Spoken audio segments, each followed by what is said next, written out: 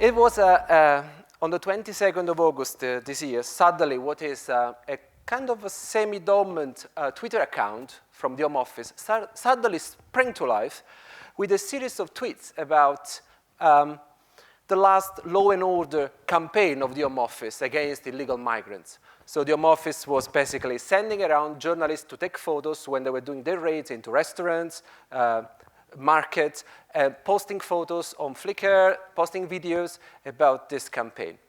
What I'm going to show you is some of the photos that were posted that day. These are just 4 examples. And I can also tell you that this campaign, called Operation Mayapple, produced the removal, either forcefully or voluntarily, of about 2,000 people between May and August 2012. 1/3 of these people were from India. The rest were from China, Nigeria, Brazil, and Pakistan. Let's think about what actually these photos and these countries tell us about irregular migrants. Is it a kind of faithful or accurate representation of illegal migration? So what we have here, and I would probably say no, actually. There are quite a few people missing in these photos and in this campaign. For example, there are no children, women. There are no citizens of Australia, US, Canada.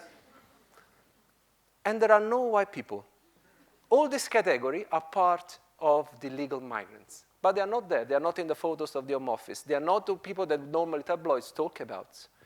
What I'm going to focus today is on one group, the children in particular.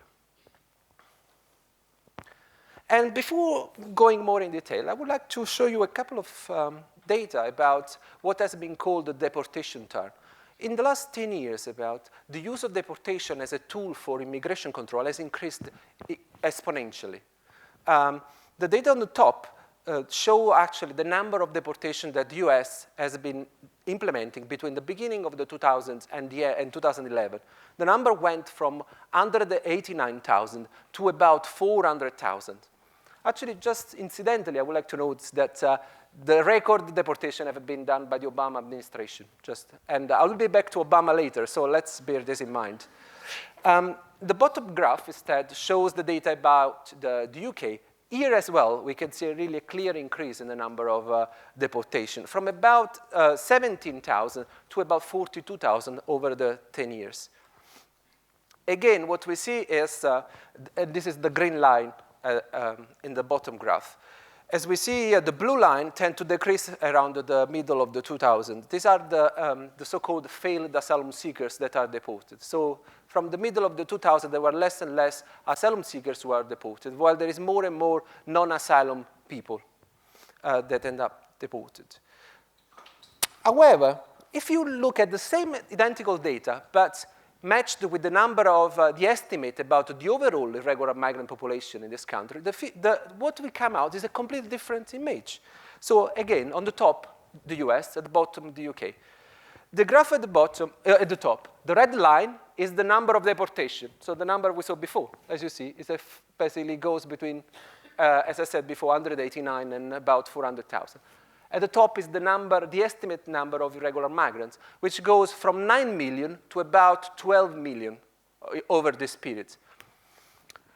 In the UK, again, at the bottom line, the green line indicates the number of deportation. The red line, the estimate about the population of irregular migrants.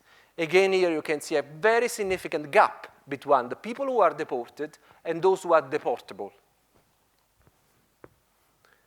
What I'm really interested in is that space, the gap. And this is not just an academic talk about the fact that it's not possible to deport everyone. Even whatever efforts you put in, there are limitations. There are economic limitations because it's very expensive. There are human rights constraints. There are geopolitical considerations.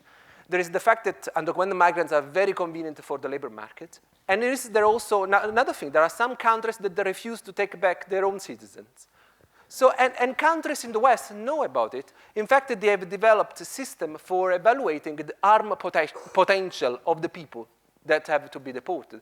So, for example, criminals tend to be prioritized in the deportations, but children and family are not really prioritized. And this image from this graph, in a way, shows this point. The graph that at the top represents the number of people who were removed from the UK who had been going through the asylum process. The blue part indicates those who were single, mostly men. The red part indicates asylum seekers who were here with a family. As you can see, the ones that tend to be targeted are the same identical people we saw in the photos at the beginning. Single male without attachments, most cases. So who are the children here? Who are the undocumented migrant children? There is very little knowledge about this group in the country. You will find very few reports. There is also in the media, you will find very little. A research that I've been coordinating at Oxford University, and we just published, and there were some copies outside, has been, for the first time, produced an estimate on the number of undocumented migrant children in the country, and also try to explore lives and livelihood of these children. First of all, we estimated that there are in the country about 120,000 children without legal documents at the moment. This is a very large number. If you think, for example, all the media attention that, for example, the campaign for ending children detention has attracted, or the debate around the unaccompanied asylum-seeking children from Afghanistan, well, when we talk about the unaccompanied asylum-seeking children from Afghanistan, we're talking about 3,000 young people per year applying. Or when we were talking about the children ending up in detention, at the peak, we were talking about 1,000 children. So why we never heard about 120,000 children? And it's a considerable number, but in a way it's also not that big if you think that they represent about the 0.9% of the population under 18 in the country. The second aspect that I think is relevant to bear in mind is the fact that most of these children either came with their family or they joined their families in the country. So these children live with their families here. We normally used to talk a lot, spend a lot of time talking about the independent migrant, the children alone. And of course, it's extremely important. But why families that are such an important policy subject for this government, for the previous one, why we don't talk about these children in families? Who knows? And finally, and this is actually the data which, in a way, shake more our understanding of our sort of prejudices about undocumented migrants. The majority of the children without legal documents today in the country are actually born here, mostly in London, and probably mostly in East London, in this borough. About 65,000, and this is of course an estimate, but it's based on estimate that in a way have been validated by the Home Office, which is also quite a social fact, is really interesting. I was born in the UK. As you probably know, there is no birthright citizenship in this country. It's not like in the US. If you are born in the UK, you don't get the British citizenship. However, it used to be. Until 1981, there was a birthright citizenship. At the point where the Thatcher government canceled the norm and replaced it with a more restrictive approach to citizenship. However, the Section 1.4 of the 1981 British Nationality Act says that children who were born in UK to parents, children who were born in UK after 10 years of continuous residence are entitled to apply for citizenship. So most of these children would be entitled to apply. However, through a Freedom of Information request I did to the Home Office a few months ago, it came out that over 10 years' time, only about 3,000 children, people who had applied according to this rule. Why is the case? Why not more people apply if it's true that there may be over 60,000 children born in UK?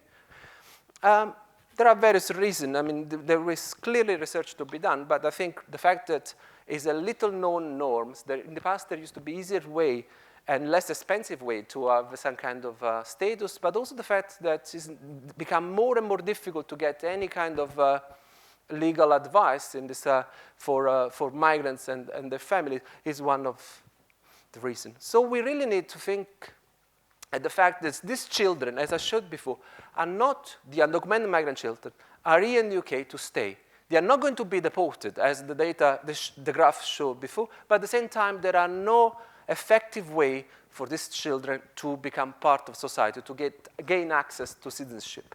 In a way, they are de facto not deportable, but yet without any prospect of access to citizenship. So we need to think a way to regularize, to give them a future. The same person I mentioned before as the one with the record in deportation has also done something quite good recently. which is a decision that to stop deportation for young undocumented migrants under 30 who had been in the US since they were, or before they were 16 years old. So this executive order that was passed by the Obama administration just a couple of months ago is going to regularize about 800,000 young migrants. So this is actually not the perfect solution, and is the result of a long, 10 years long campaign for the approval of what is called the DREAM Act, which stands for Development, Relief, Education for Alien Minors. The Obama administration pledged support for this law in 2008, but they didn't manage to get it passed through the Congress. So just before the election, as a couple of millions of votes from the Mexican citizen of the US is always very nice, they decided to approve this norm, which is actually extremely important for the people. So behind somehow the electoral interest is still, it's going to change the life of 800,000 children. And in the way that Obama explained this decision, I also think is very important and resonated with a lot of the situation for these young people here. These are young people who study in our school, they play in our neighborhoods, they are friends with our kids, they pledge allegiance to our flag, they are Americans in every way, in the art, in the minds, in every single way but one, on paper. And this is actually, I think, true for most of these children who spend most of their life here in the UK.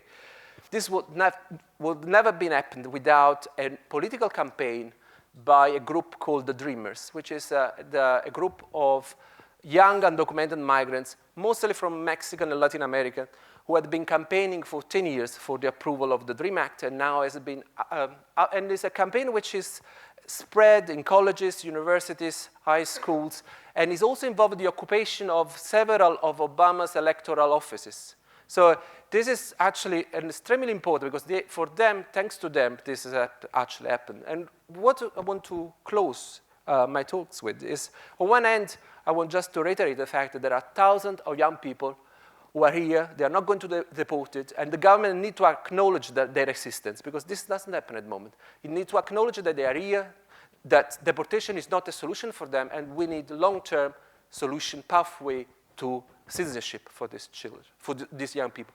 But we also need to ask us a question: what does it take for a movement like the Dreamers in the US to emerge here in the UK? And actually, what can we do for facilitating this process? Thank you.